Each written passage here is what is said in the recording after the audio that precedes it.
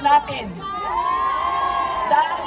Hindi dahil sa kanilang preparation, sa kanilang organization, sa kanilang sistema, ay hindi natin magagawa ang ating programa ngayong hapon na ito. Kaya maraming salamat po sa itaas ang kamay mga volunteers, mga organizers. Maraming salamat sa inyo.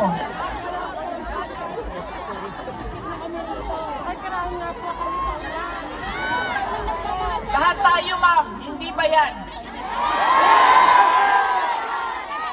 Lahat tayo hindi nakatanggap ng maleta.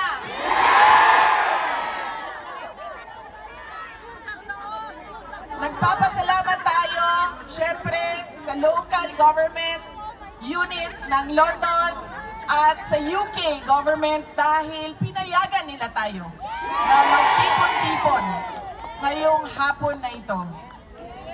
Ang susunod na pagpapasalamat ay mula sa akin para sa inyong lahat. Marami ang nagbiyahe sa iba't iba at malalayong lugar ng United Kingdom. Maraming salamat. 4 na oras, 5 oras, 6 na oras na pagbabiyahe para lang makaabot dito ngayon. Meron ang nawala sa trabaho. Nag-undertime, nag-absent, nawala ng trabaho dahil hindi pumasok, Nag-upset!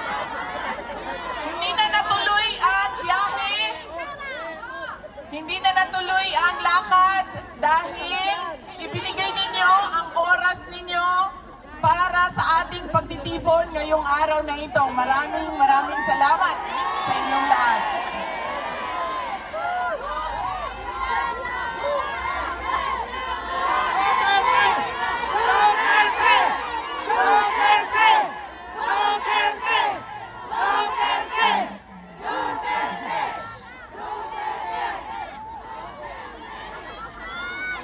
Marami ang na-hurt, nasasaktan kapag sinabi na bayad sila o bayaran sila o binayaran sila para pumunta dito. Pero babayaran ko kayo mamaya ng picture.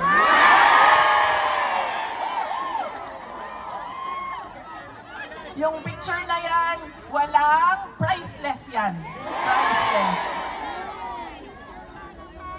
Ang susunod na pagpapasalamat ay mula po sa akin at sa aking mga kasamahan sa Office of the Vice President sa inyong patuloy na pagtitiwala at suporta sa amin. Kahit na hirap yung opisina namin at maraming batikos at paninira sa OVP. Mula sa aming lahat, maraming salamat sa inyong mga kababayan namin.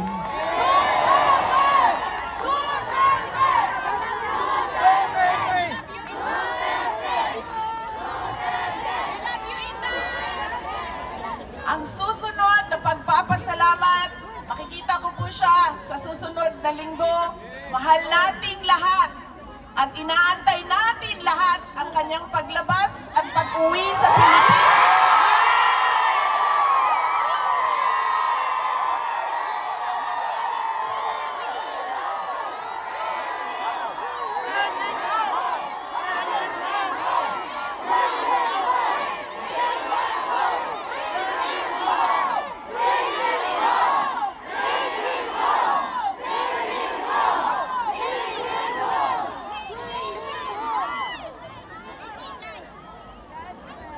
Kinidnap ng gobyerno sa sarili niyang bayan.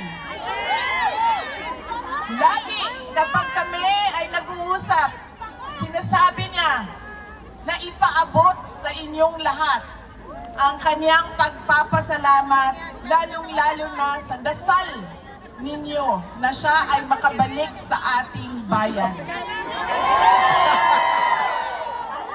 At ang kanyang pagpapasalamat sa patuloy ninyo na suporta sa kanya kahit hindi na siya Pangulo ng ating bayan. Dahil mga puso. Pinapaabot niya lagi. Yes, ma'am. Hindi natin makakalimutan ang kanyang sakripisyo na ginawa para sa ating bayan. Pinapaabot niya ang pasalamat sa inyong lahat. Ang susunod na pagpapasalamat gikan sa amuang pamilya. Ang pamilya Duterte. Dako kaayo mi og utang nga kabubuton kaninyong tanan mga kaigsuonan namo sa higayon na ginahatag ninyo kanamo nga makaserbisyo sa ato ang nasod. Napakalaki ng utang na loob namin sa inyo mga kababayan sa pagkakataon na ibinibigay ninyo sa amin na makapaglingkod sa ating bayan.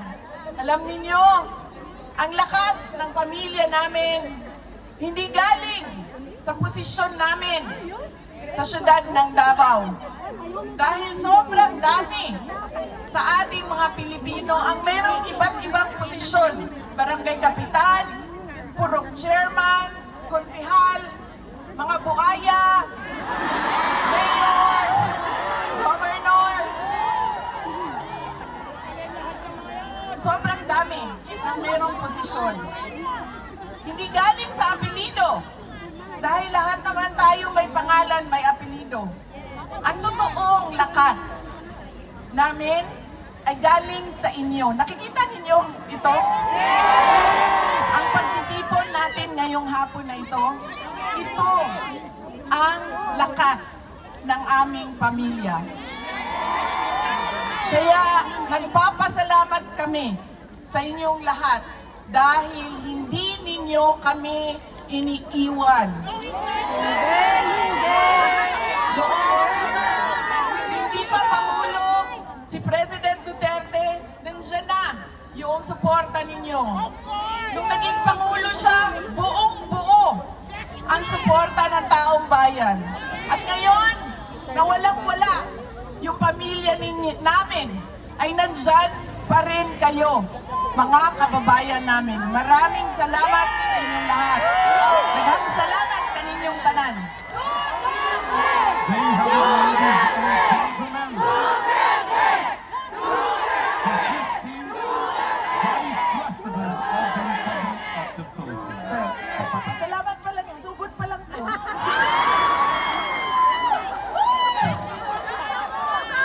Ang susunod ay, may time limit tayo, sir. Walang time limit. Bukas pa ako pupunta ng Hague. So, hanggang alas 12 tayo ngayon dito. Ang susunod na pag-uusapan natin ay ang pagmumukha ng isang adik.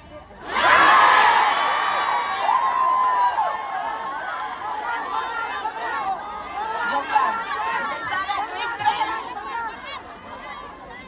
Ang susunod po ay ang estado ng ating bayan.